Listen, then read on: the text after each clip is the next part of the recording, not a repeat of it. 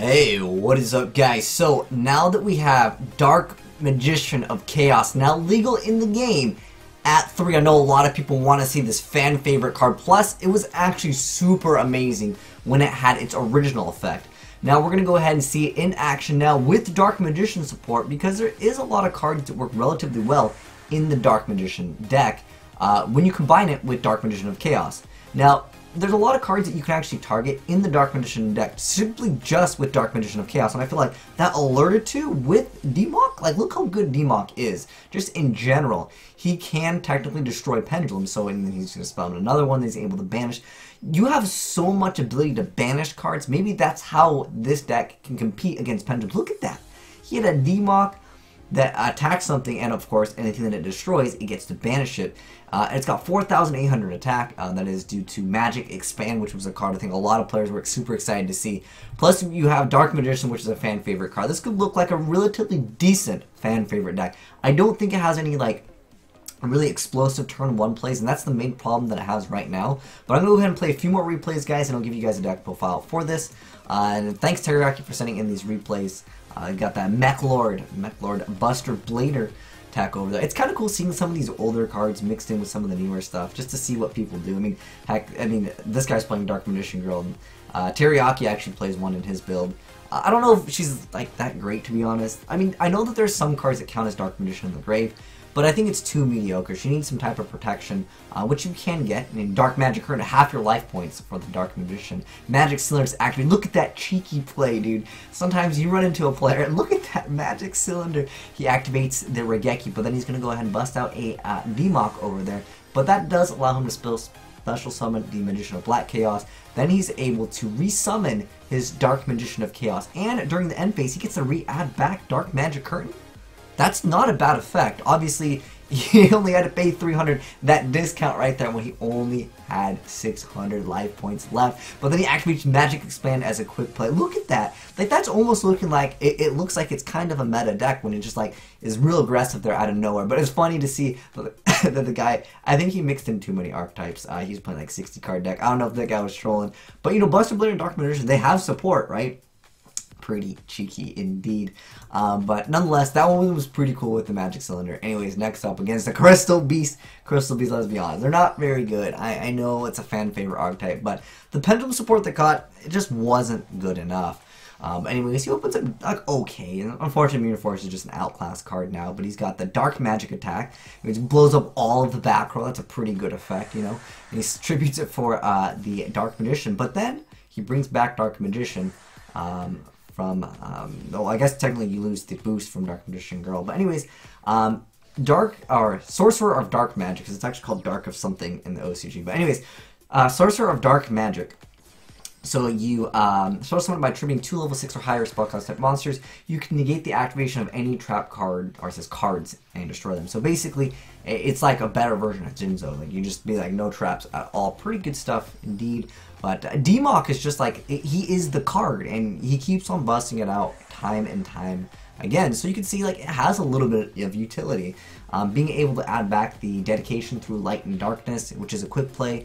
There's also this card over here, which is a quick play, the Magic Expand, so they can attack into something. You can be like, psych, that's the wrong one.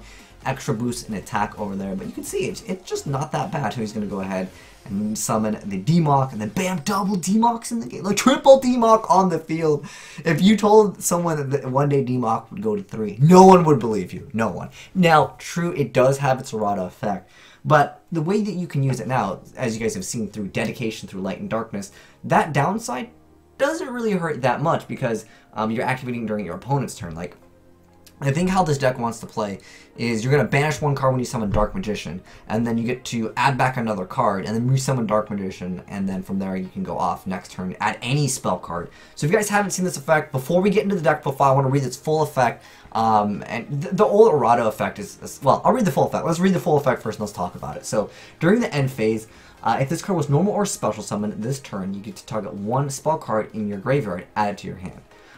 You can only use this effect of Dark Magician of Chaos once per turn. At the end of damage calculation, if this card destroys an opponent's monster by battle, banish that monster.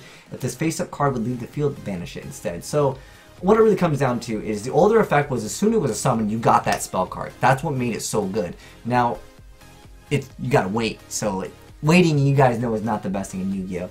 Again, the Dark Magician deck does technically lack a good first turn, and that's its real downside as of right now. But anyways, I got the deck profile for you guys. This is his build. I think we can make some improvements on it, so if you have any suggestions, I would love to hear them in the comment section below. I think he's going for more of a turbo build with Dark Magic Curtain. You can throw in Maxis, you can throw in Veilers to try to help you survive, because this deck doesn't have a really good turn 1 stun. What it does is it makes it so you want to get out something during your opponent's turn. That's how it really excels, and sometimes other decks are just a little too fast for that, so I can understand that as well. There is also a build where you can play Prisma. You can go Summoner Monk, Prisma, Prisma Reveal, go for a Daigusto Emerald, so that's another option. He only had 11 cards in the extra deck. I'm not sure if this is due to, there's sometimes, as you guys know, that there's replays that air out. Sometimes they change cards, and if they change the card's name or the effect or the artwork or the picture, what will happen is that it'll be removed because it doesn't have that ID number that it has. So obviously playing 15 is probably smart.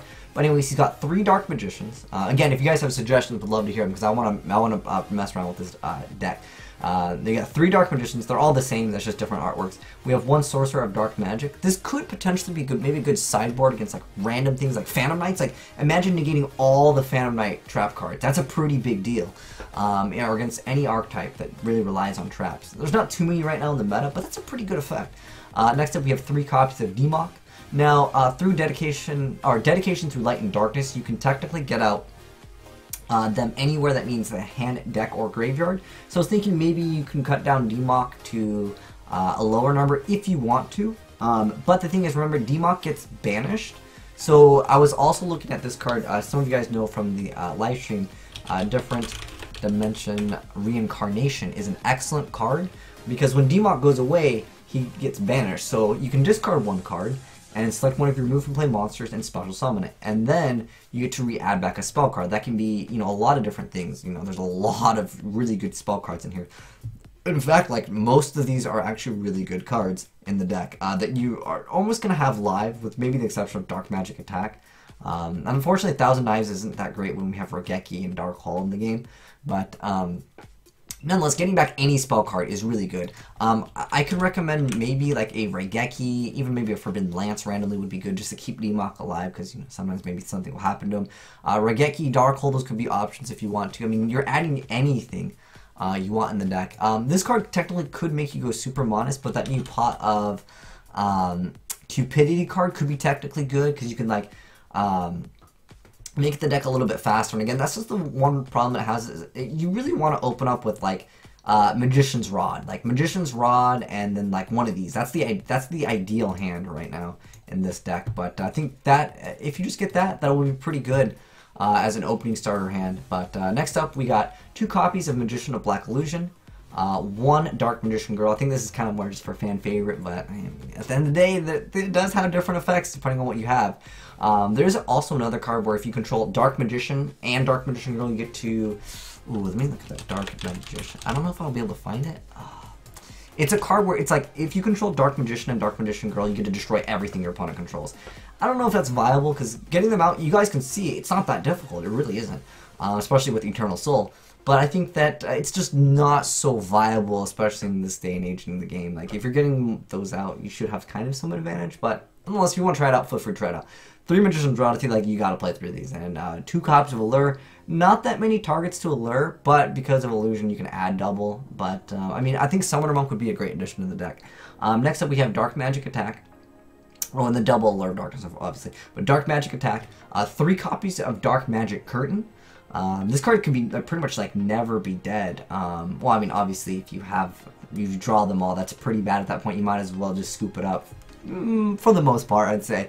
Anyways, but yeah, it's just a really aggressive card. It lets you kind of play against the meta, so to speak, a little bit easier. Next up, we have 3 copies of Illusion Magic, so a very good card. Lets you add up to 2 Dark Magicians from your deck or graveyard to your hand. I wish you could like put 1 back in just to make this a little bit more viable. Then we have 3 copies of Magic Expand. We have 3 copies of Dedication through Light and Darkness, which makes Demok so freaking strong. Then we have 3 copies of Dark Magic Circle, which makes the deck. And then we have 3 copies of Magician's Navigate, 3 copies of Dark Renewal, and 3 Eternal Soul. So it's a relatively like simple build. Again, if you guys have suggestions, we'd love to hear them for the extra deck. We got an Amulet, Dark Paladin, Red Eyes, Flare Metal. Then we have Draco Sack, 2 Big Eye, 3 copies of Ebon Illusion Magician, and 2 copies of Ebon Oblivion Magician. Obviously, you can mess around with the extra deck. I would still recommend you guys to try out different builds. This is very fresh. Like, we just got this announcement yesterday. So, let me know, guys, if you have any suggestions for this build. And thanks, Teriyaki, for those replays. Showing off, like, it looked like it was a really fast, aggressive deck. And that's what I like to see with some of these older archetypes. Because sometimes, like, we got that Blue Eye support, and it just wasn't really that good. I'm talking, like, the Maiden, when, like, the structure that came out. It just wasn't good enough. But, like, this is looking to be pretty good with that DMOC at 3 in the TCG. But anyways, thanks for watching, guys. Let me know your thoughts on this deck, and make sure you guys give that like button a titty slap. And it's been your boy Will Smith, signing out.